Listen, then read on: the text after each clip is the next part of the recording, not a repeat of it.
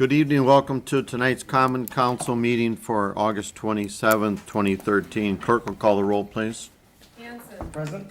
Jarvis. Here. Sedlacek. Present. Markham. Here. Williams. Here. Nelson. Here. Fernsler. Here. Anderson. Present. For the record, we have a quorum. Next item is a pledge. Please stand.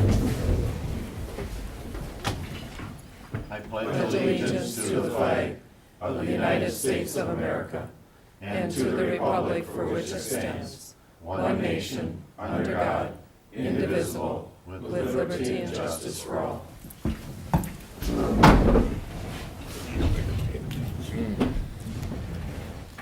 Next item on the agenda is to approve the list of items for consideration on the consent agenda. Item 8, Chair will entertain a motion. So moved, Alder Anderson. Second, Alder Markham. We have a first and a second. Any discussion?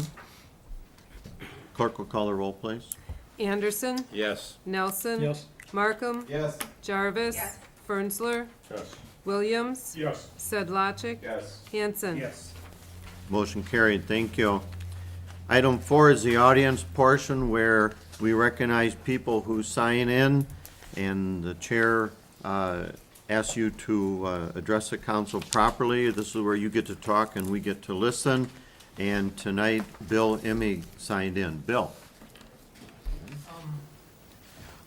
Thank you, Mayor Pullman. Just want to let the council know and most the public know that because of Labor Day, trash will be delayed one day next week. Last time this happened, we kind of missed that. So just getting the word out to put your trash out a day later. And then the other thing is that we got, I got notification from the DOT that Fairview Drive and or OJ by Marshalls should be open this week sometime. I know some of it is. And then also Pleasant View Road is supposed to be opening this week. And Tuesday, September 3rd, the day after Labor Day, they're going to close E. So you'll be able to use Fairview Drive and Pleasant View, and E's going to be out of commission until they get that done, which will hopefully happen before it snows. So, and garbage is a day later. Thank you. After which date? After Friday? It's still regular Tuesday will be picked up Ne- Wednesday. next week. Wednesday will be picked Yeah. up Thursday. next Wednesday week. is delayed. Okay. Sounds good, thank you. Again, we encourage people to come forward and address the council with concerns that you may have and tell us what's on your mind. Moving on, item 5, public hearing. I declare a public hearing open for resolution number 12, a resolution giving approval of the general development plan amendment for the Commonwealth Town Home Project on Pleasant View Road. I'll ask City Administrator Jurgis or Attorney Feber to maybe make an opening comment, and then we'll open it up for anyone in attendance. Administrator Yeah, Jurgis. this is a very minor amendment to a PUD related to the townhome project on Pleasant View Road. Our ordinance has a PUD process as well as an amendment process that we have to follow. And even though it is a minor amendment, we still have to follow the process, which includes this public hearing. The amendment consists, if you look in the figure in the bottom right-hand corner, a 20 by 20 proposed shed to house basically lawn equipment along with snow blowers and so forth. And that is essentially the change to the plan. And they want to get this built obviously before winter. So that's why there's a public hearing, and that's what you're approving tonight, that 20 by 20 shed. Thank you, Administrator Jurgis. Public hearing, we do have welcome comments from anybody else. Chair will entertain anybody who wants to speak on the subject.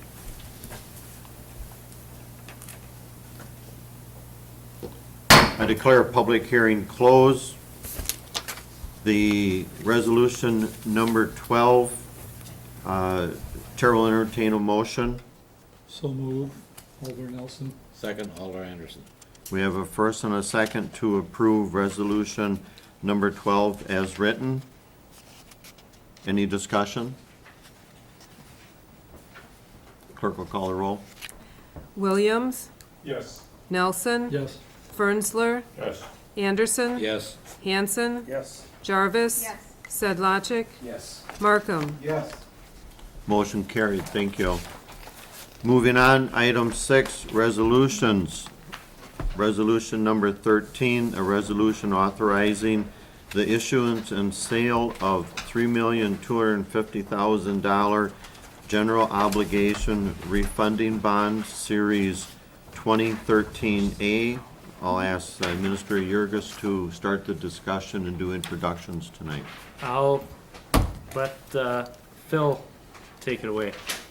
Thank you. Good evening, Phil. everyone. Phil Costin with Ellers and Associates. We come with good news tonight. But first, I want to introduce Maureen Shield, who is a financial analyst, or I'm sorry, financial specialist. I screwed up already. In our office, and Maureen's going to be giving part of the presentation tonight as well. So you can pepper her with questions after. It'll be a good test. Prior to the meeting, we handed out 2 documents. One is the final resolution that we're going to ask you to adopt tonight. And then the second is sale results. We're going to spend our time talking through the sale results. Before I get there, and I don't want to get mired in all the details here, because this has been going on for months and months now, but just a quick Reader's Digest version of how we got here. Back in May, we looked to refinance the Build America bond that was issued for the utilities back in 2010. Through the sequester budget, rebate payments for BABs were reduced, and that allowed you to refinance this debt issue at any time that you chose to. So we, in May, decided to move forward with that, and then we saw rates spike up in end of June.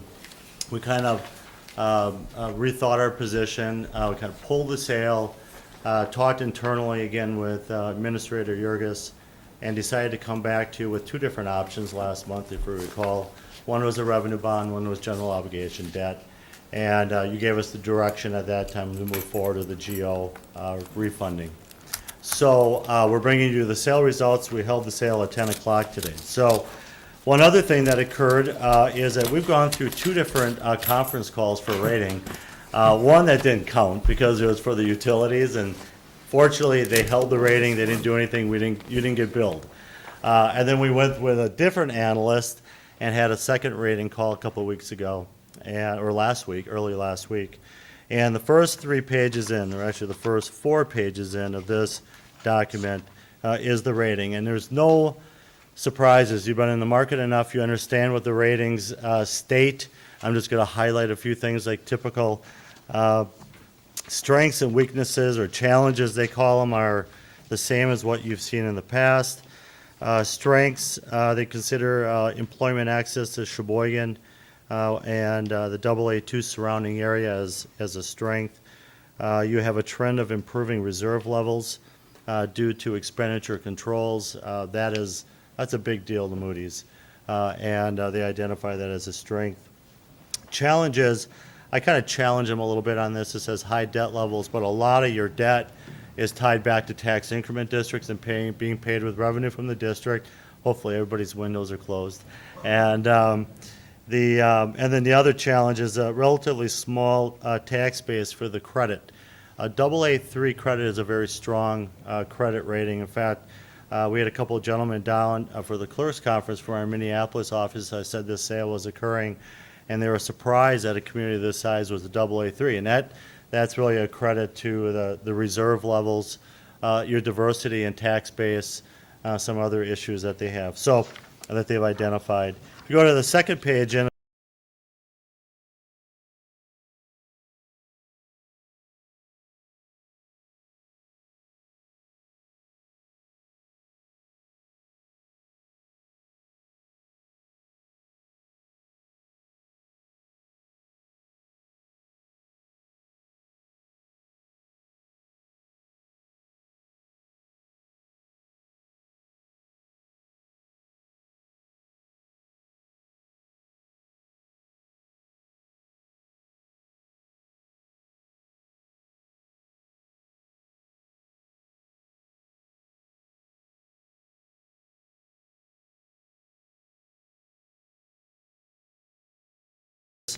They talk a great deal about satisfactory financial operations and reserve levels, and the fact that you really have limited borrowing needs going forward, at least on the near horizon.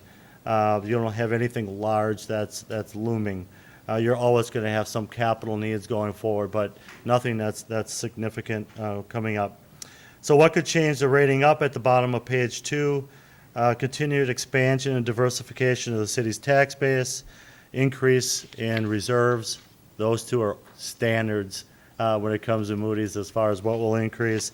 And if you flip to top of page 3, further deterioration of the city's tax base. That sounds like a real negative. You're not alone. Everyone has seen deterioration in tax base. And then operating deficits and/or reserve decline. So all in all, not much news when it came to the rating. Standard what we've seen before, AA3, very strong. So one other point I want to make before I'll turn it over to Maureen is that when we talk about the savings analysis, keep in mind that what we use as our benchmark starting point was that you're going to receive 35% rebate going forward each year, not the reduced amount. So that's what we're comparing it to. Hopefully, we think that's conservative. So with that, I'll turn it over to Maureen. Thank you, Phil. So if we can turn to page 6 in our packet, we will go through the results of your bond sale today. So what we have here are the results of the sale, and we took bids on the bonds at 10 a.m. this morning. Your bonds received 8 bids, and they came from a range of locations, including the Milwaukee and the Madison area, as well as Kansas City, Minneapolis, Chicago, and Memphis. You had so much interest in your bonds today, and that really speaks to the strong credit quality of Plymouth, as well as to the benefits of the competitive sale process. Since you were able to take advantage of obtaining the lowest interest rate offered with all the different players in the market today. So the results of the sale. On the top of the page, we have the winning bidder at UMB Bank out of Kansas City, Missouri, with a true interest rate of 2.4348%. The reoffering yield ranges from 0.3% in 2014 and 3.05% in 2025. The next couple pages will just list the 7 other bidders today and their true interest rates. If you would please turn to page 9, we will go through the estimated issue sizing versus the final sale bond size today. As a result of the bids we received, we were able to downsize the bond issue. And we're going to go through where that is reflected on this page. If you would look under the category finance-related expenses, the last 2 items there, reoffering premium and maximum underwriter's discount, I'm going to go through each of those items. The winning bidder, UMB, gave you a premium bid. And so what that means is the underwriter provided you more funds than you asked for, and as a result, we're able to downsize the issue. So that is reflected here in the reoffering premium at the offsetting $28,973. The maximum underwriter's discount, which is UMB or the winning bidder's compensation, they took only half of what we had allowed for with the preliminary run. So the combo of both the reoffering premium and the maximum underwriter's discount enabled us to reduce the issue size by $50,000. So today's issue sale size was $3,200,000 versus the $3,250,000 that you gave permission for us to pursue refunding with general obligation debt versus revenue debt. On the next page are the preliminary planning numbers that Phil had come and spoken to you about. In the column titled New Debt Service, we have the proposed rates, And in the purple column on the far right is the annual estimated savings in debt service paid by the utility. They're totaled on the bottom with an estimated amount of $585,638. You'll see that at the bottom. However, $398,945 was the reduction in the utilities debt service reserve requirement, listed there in red. That resulted in an actual savings of only $191,419. And then we're gonna go, the next page will be today's final sale results. So as a result of the bids that you received today, as well as the reduction in the issue size, the savings grew to $273,747. The second to, or the column, or the row second from the bottom. In summary, I just want to go over kind of briefly what Phil and I spoke to you about today. You were affirmed at a strong AA3 rating. You received a great deal of interest in your bonds with 8 bids. Your savings was approximately $82,000 greater than what was projected, and you are no longer subject to potential reduction in rebate payments to the IRS. So it was a very good day. You have the bond resolutions prepared by your bond attorney in front of you. If you approve the bid results, authorization of the resolutions would be the next steps. Do you have any questions? Okay, thank you. We appreciate that. It's, as you said, very positive numbers and savings, and it certainly, I think, tells us that our city administrator is going in the right direction in everything. Let me correct that the work of staff, the council, and consultants like Phil Costin and Ellers allow us to look at different ways to do things, and this is just an effort of that team. So, thank you. Good, thank you very much. Alderperson Jarvis. With that, I would like to continue rolling on the positive and move to approve resolution number 13, authorizing the issuance and sale of $3.25 million in GO bonds. I think we want to correct that to 3.2 million. Oops, sorry, 3.2 million. Thank you. Because it was 50,000 less, correct? 3.2. Second. We have a Alder first Henderson. and a second to approve Resolution 13, bond sale in the amount of $3.2 million. Any discussion? Clerk will call the roll. Markham. Yes. Sedlacek. Yes. Jarvis. Yes. Hanson. Yes. Anderson. Yes. Bernzler. Yes. Nelson. Yes. Williams. Big yes. Thank you very much. Motion carried. Thank you. Yeah. Thanks for being part of our team. Mine's bigger. Moving on to item 7, ordinances. Ordinance number 8, an ordinance repealing and recreating section 3-1-1 of the general ordinances related to delinquent payments of the city of Plymouth, Wisconsin, recommended by the Public Works and Utilities Committee on August 20th, 2013. And I'll call on Attorney Fieber or Administrator Jurgis to give us a brief summary, and then the chair will entertain a motion. All right, thank you, Mayor.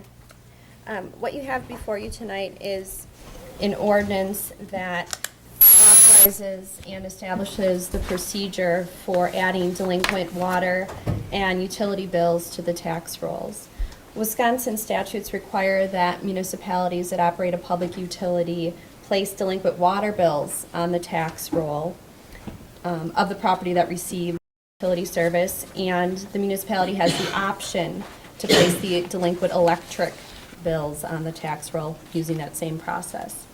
And in a nutshell, the process will be that each October, the city clerk will work with utility staff to determine which properties have delinquent tax bills. And then on October 15th of each year, notices will go out to property owners and the occupants in the event that there's a landlord or in tenants of the property. They'll receive a notice and have an opportunity to pay the delinquent bill. If they do not pay, then they have the option to contest the arrearage. There might be some situations where somebody believes that there's a problem with the bill and that they don't owe what's actually stated on the notice, and they will have the opportunity to come before, I think it's the Public Works and Utilities Committee. And there'll be a public hearing at the committee level, and you'll be able to talk to the property owners and determine if there has been an error. And if there hasn't been, then that delinquent amount will go on the tax bill. And that'll occur on November 15th of each year. That's the process in a nutshell. There is additional language in the ordinance that requires landlords to provide their tenants information to the utilities so that the tenant will also be receiving notice of any arrearages. And then there, even for rental properties, the property that's serviced by the utility and there's an arrearage, that property is subject to this collection process. Are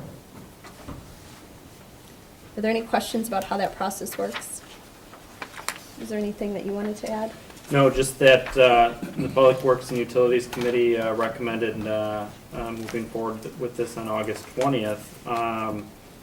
And two other things. One is that what the recommendation included was that it take effect on January 1, 2015. So that means it really wouldn't impact tax bills until the 2016 year. So tax bills come out in December, so it would be 2016. The other thing is right now we're writing off about $60,000 to $75,000 a year annually. And if this substantially decreases it, I look at it and it covers basically the cost of an administrative position within the utilities. So it is making the utilities more efficient. The one thing is we're required by state statute again on the water side, and the sewer and the electric are optional. But we have not been following the state stat on the water side of things. So, and then I guess I would defer to the chairperson of the Public Works and Utilities Committee if there are any follow-up comments. Yeah, I concur with everything. There was one item in committee about looking at another similar community to see if they had any suggestions, and at the committee level, we thought that if there was some tweaking that needed to be included with the ordinance, that would still be possible. Is that still the understanding? Was that how we left it in committee, that we thought that would be a possibility? I think there are two things. One, that there's been discussion at the legislature level about potentially changing the rules. Certainly, we would have to, depending on what they would do, we may have to come back and amend this, but that's to be determined whether they do anything. In terms of the administrative process, there's nothing in here prohibiting us from giving additional notices if the council desired that. This just outlines the bare minimum. Okay. And so this gets it in place, and then again, basically, you'd have the 2013 tax bill for the year 2014, you'd then have the 2014 tax bill for the year 2015, and then it would actually be the third tax bill from now where this would take effect, and it would allow us to get notices out in the tax bill as well as utility bills now.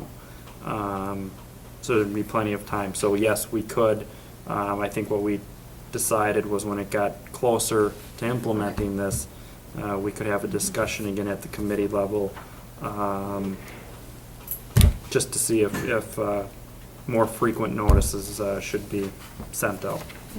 Yeah, That's a little longer summary Sorry. than maybe we wanted.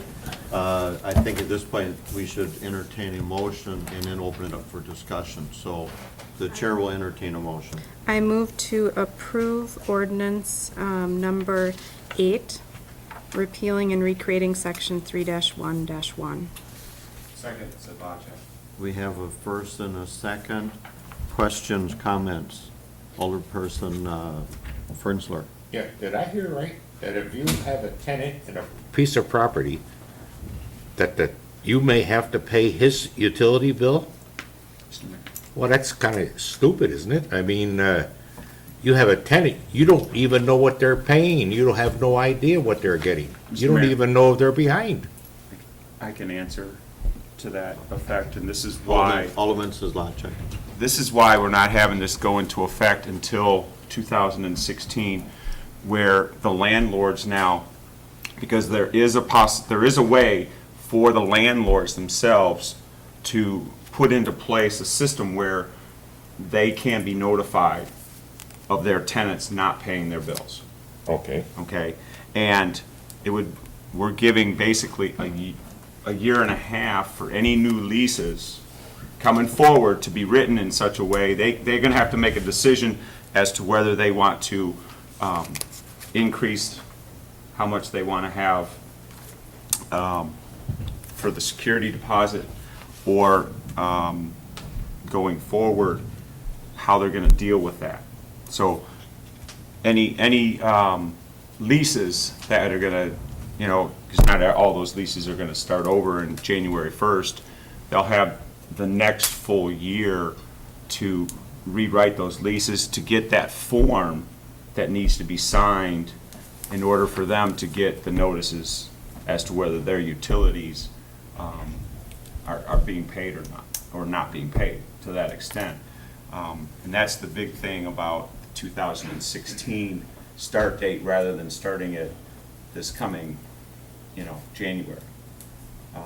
And that was the topic of most of our discussion, was that you're right, it's difficult for a landlord to pay for the utility bill from their tenants, but it's also, it's not fair to everyone within the Plymouth utility zone that pays for the utilities, because we end up paying for those people who aren't paying their utilities. And so there is a way for the landlords to protect themselves. And I think that's gonna be the biggest thing that we need to do going forward, is to try and make sure that all of the landlords that are renting property, that they know that this is going to occur, and that there are options for them. And in the next two tax bills, there will be notices about that. So basically, we're asking the tenant to give permission to keep the owner informed as to any outstanding balances. Is that a proper statement? That's close. Okay. There's actually a procedure in the statute, and it says if the owner of the property notifies the utility, provides the tenant information, makes the utility aware that this is a rental property, then the utility is required to notify the owner. There's two different methods. One is within 14 days of the date on which the tenant's charges become past due, that the owner will be notified. Or if it's past due for more than one billing cycle, then the utility would need to notify the owner. So the landlord should be receiving notice fairly quickly once a tenant's bill becomes past due, that you wouldn't have a year of arrearages before the landlord is made aware that there was a problem. Does that, everybody understand? We're doing a dual notification approach to this? Okay, any other questions? Clerk will call the roll. Williams. Yes. Nelson. Yes. Fernsler. Yes. Anderson. Yes. Hanson. Yes. Jarvis. Yes. Sedlacek. Yes. Markham. Yes. Motion carried, thank you. And I think a parting comment on that is that this will be kind of on a hot watch list as it goes forward, and certainly if we have any state statutes that affect us, we'll do it accordingly. Moving on, item 8, Yeah, we're okay there, okay. Item 8, consent agenda. Chair will entertain a motion to approve. So moved, Alder Markham. Second, Alder Anderson. We have a first and a second. Any discussion? Clerk will call the roll. Markham. Yes. Sedlacek. Yes. Jarvis. Yes. Hanson. Yes. Anderson. Yes. Fernsler. Yes. Nelson. Yes. Williams. Yes. Consent agenda is approved.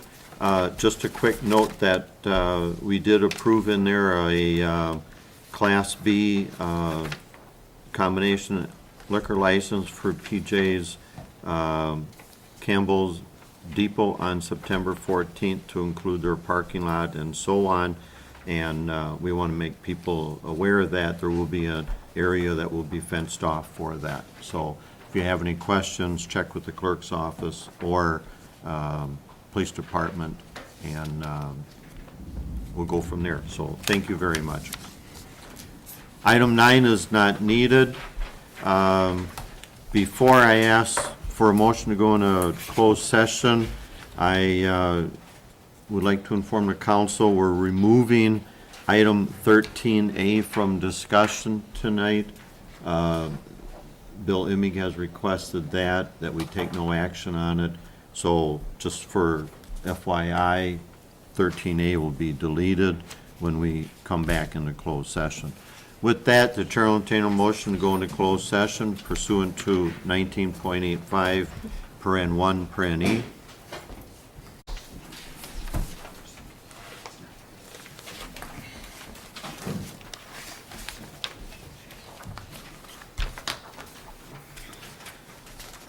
We're now back in open session, and the next item on the agenda is item 12, committee recommendations, Finance and Personnel Committee approval of the Plymouth Public Works and Plymouth Utility Union agreements as recommended by committee on August 13, 2013. The chair will entertain a motion. So moved, Alder Anderson. Second, Alder Nelson. We have a first and a second. Any comments, questions? Clerk will call the roll. Fernsler. Yes. Hanson. Yes. Sedlacek. Yes. Williams. Yes. Anderson. Yes. Markham. Yes. Jarvis. Nelson. Yes. Motion carried, thank you. Moving on, item 13B, approval of HSA provider. Administrator Yurgis, you want to give us a brief summary on that? Sure, we received 2 proposals for the health savings account. This is related to our high deductible health plan. One proposal was from HSA Bank, which is primarily an online bank. They are based out of Sheboygan. They have a relationship with TD Ameritrade. Ameritrade for long-term investing of excess HSA funds. The other proposal was from Community Bank and Trust.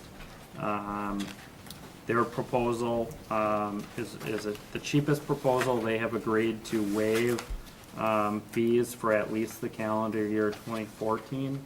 We're also looking at potentially doing a banking request for proposals next year. And that this may be part of that for future years.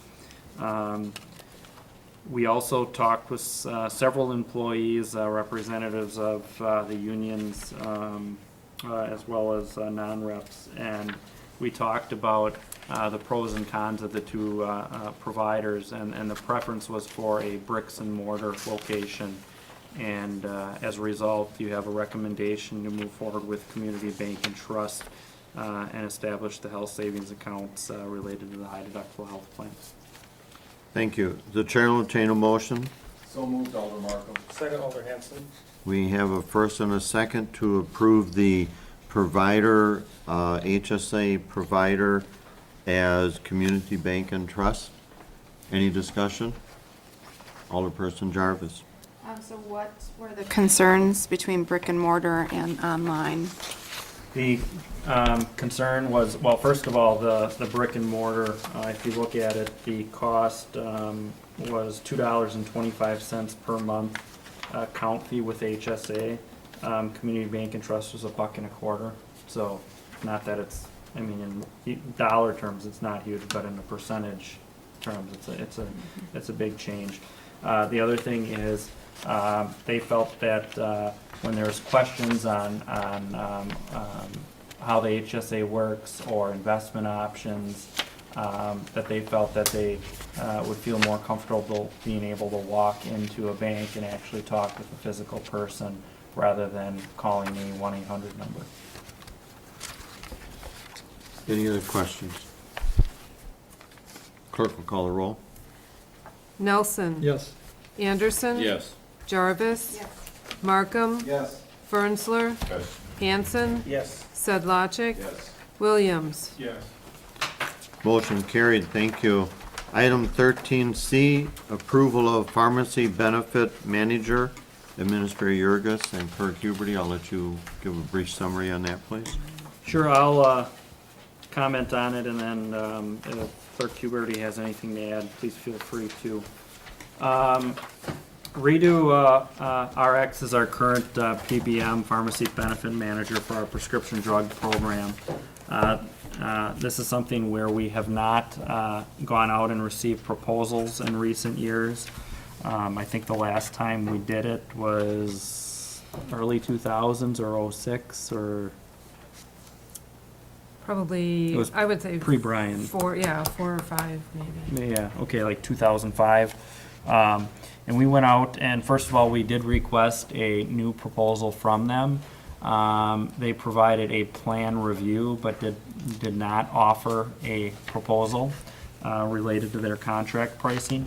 We did receive 2 other proposals. One is from National Cooperative RX, which is also Wisconsin Cooperative RX. They actually are from Madison. They grew out of, I think, WIA Trust, I think is a big member of National Cooperative RX. But based on the 2012 prescription drug data, they suggest that they could save us an additional $18,000 per year based on the 2012 prescription drug data. Navitus is the second vendor that we received proposals from. Their proposal shows a net savings opportunity of approximately $28,000 based on the 2012 prescription drug costs, which equates to 17.9% of our drug spend annually. So in a percentage term, that's a large number. A large percentage of that savings is from just pure Navitus network savings, 13% of that.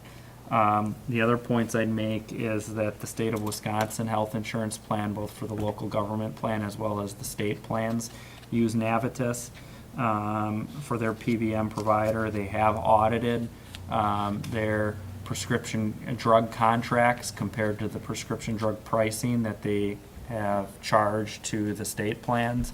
And when that audit was done at the state level, they were like 99.9% correct on the drug pricing. So based on that, the information I'm aware of that, on that, and the fact that their projection is $28,000 in savings, and that Prairie States has many clients that they have on Navitus and have not had any problems, the recommendation is to switch the PBM to Navitus, beginning with next with January 1, 2014. Nothing further to add. Thank you. The chair will entertain a motion to approve the pharmacy benefit manager to Navitus Health Solutions. So move, Alder Nelson. Second, Alder Williams. We have a first and a second. You can flip a coin. Any questions or discussions? Alderman Williams? Mimic, I guess, what Brian says. I think John's in the same boat. Being retired state employees, we have the Navitus, and I've been satisfied. Clerk will call the roll. Hanson. Yes. Jarvis. Sedlacek. Yes. Markham. Yes. Williams. Yes. Nelson. Yes. Fernsler. Yes. Anderson. Yes. Motion carried, thank you. Chair will entertain a motion to adjourn. So moved, Alder Markham. First, we have a first and a second. All in favor, say aye. Aye. Opposed? We stand adjourned. For